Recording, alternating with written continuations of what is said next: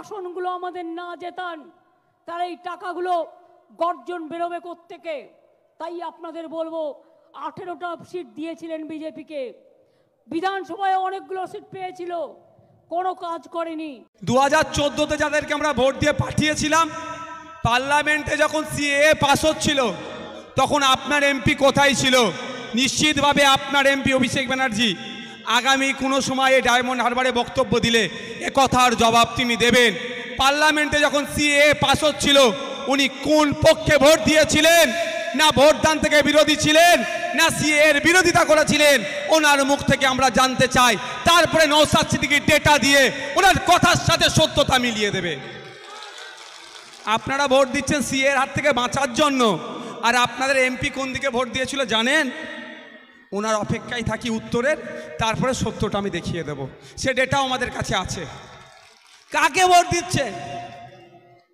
কৃষি প্রধান এলাকা এই বিষ্ণুপুর এই দিকটা, ইন্ডাস্ট্রিয়াল এরিয়া ছিল ফলতা, স্পেশাল ইকোনমিক জোন ছিল ফলতা, নতুন ইন্ডাস্ট্রি আসা তো দূরের কথা, অভিষেক ব্যানার্জির সাঙ্গপাঙ্গ, মমতা ব্যানার্জির ভাই ভাই পদের অত্যাচারে শিল্পপতিরা এখান থেকে শিল্প গুটিয়ে নিয়ে চলে যাচ্ছে, আর আমাদের মানুষজন যারা কাজ করত তারা কাজ হারিয়ে হা করছে।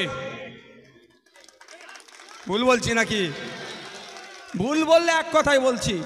ওই আমার ছেলেকে ধমকি চমকি দিয়ে প্রোগ্রাম করতে দেবো না, ওতে কিচ্ছু লাভ হবে না।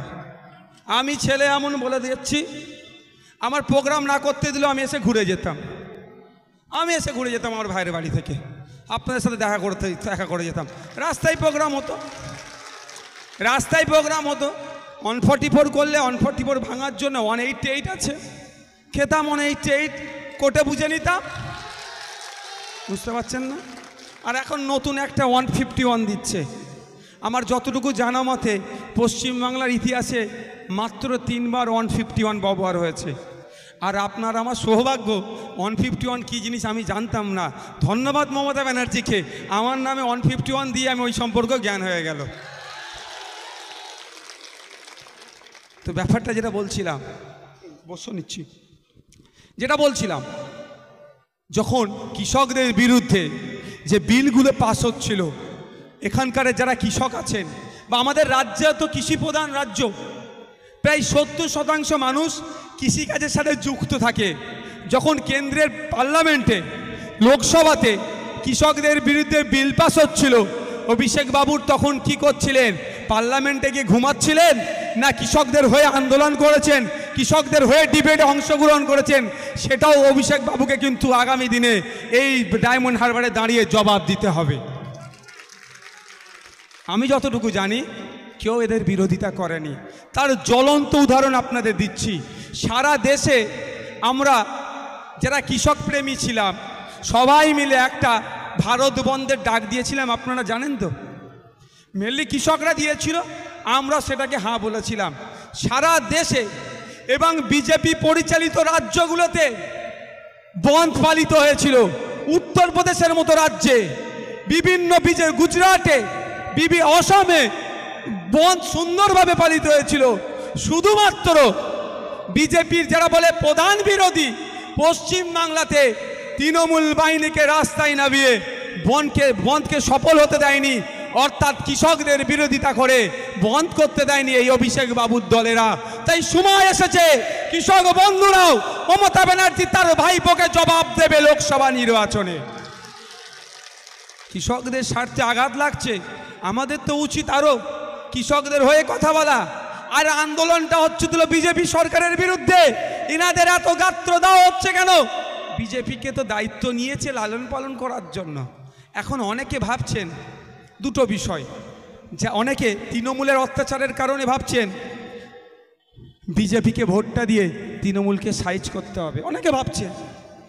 আবার অনেকে বিজেপির ভয়ে বিজেপিকে রুখবে বলে তৃণমূলকে ভোটটা দিতে চাইছেন। এই যে দুটো চিন্তা ভাবনা নিয়ে চলছেন, দুজনদেরই চিন্তা ভাবনা ভুল হচ্ছে।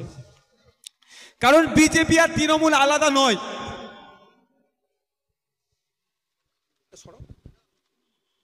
এটা তুলো না, ওটা নাও তুমি।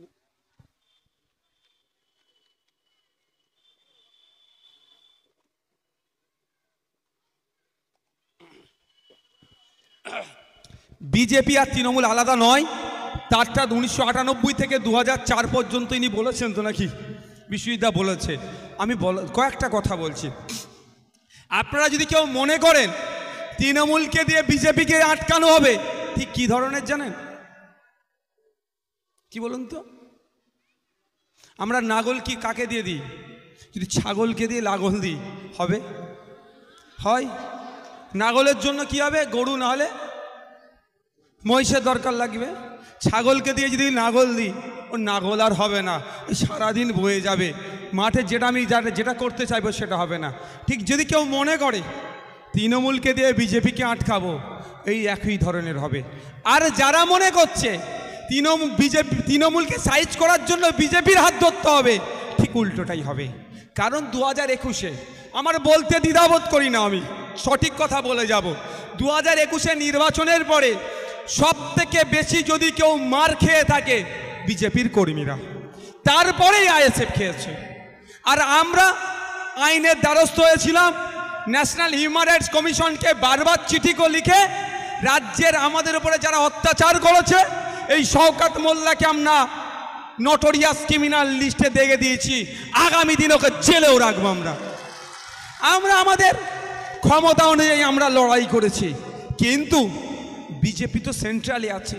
বিজেপির এক প্রার্থীকে এমন মারধর করেছিল, ওই দিনকে মেরেই ফেলতো হয়তো, এমন মারধর করেছিল। মগরাহাট পশ্চিমের প্রার্থী, কদিন পরে সে মারা গেল না? মারা গেছে তো। সেও তো মানুষ ভাই, সে বিজেপি করে, তার আইডিওলজিকে আমরা ধিক্কার নিন্দা জানাই। সেও তো মানুষ। বিজেপির তো উচিত ছিল, তার প্রার্থীকে মেরেছে, তাদের প্রার্থীদের ঘর জ্বালিয়েছে, তাদের প্রার্থী তাদের মানুষদেরকে ঘর থেকে তাড়িয়েছে, ঘর ভাঙচুর করেছে। যারা তৃণমূলের করেছে তাদের বিরুদ্ধে আইনের দ্বারস্থ হয়ে সব কটাকে জেলে রাখা। কটাকে জেলে রেখেছে? জেলে রাখেনি।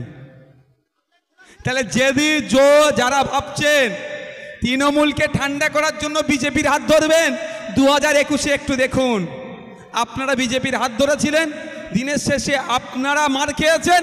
আর শুভেন্দু অধিকারী মহাশয় মমতা ব্যানার্জির সাথে বসে এসি রুমে চা খাচ্ছে। আর দেখুন আইএসএফের নেতৃত্বদেরকে, কোনোদিন বিশ্বজিৎ মাইতিকে দেখেননি, কোনোদিন নওশাদ সিদ্দিকীকে দেখেননি, কোনোদিন তাপস ব্যানার্জিকে দেখেননি, কোনোদিন শামসুল মল্লিককে দেখেননি, রাজ্য স্তরের নেতারা যে মমতা ব্যানার্জির সাথে বসে চা খেতে। কারণ আমরা খাবো না, আগে আমাদের কর্মীকে যারা মেরেছে তাদের শাস্তি দিক, তারপরে খাওয়ার কথা ভাববো। আগে শাস্তি দেবে, তারপরে ভাববো। আর আমরা তখনই খাবো যেই দিন মমতা ব্যানার্জি নির্দেশ দেবে তার বুথের কর্মীদেরকে এই বিষ্ণুপুর এলাকাতে, এই মগরাহাটে, এই ডায়মন্ড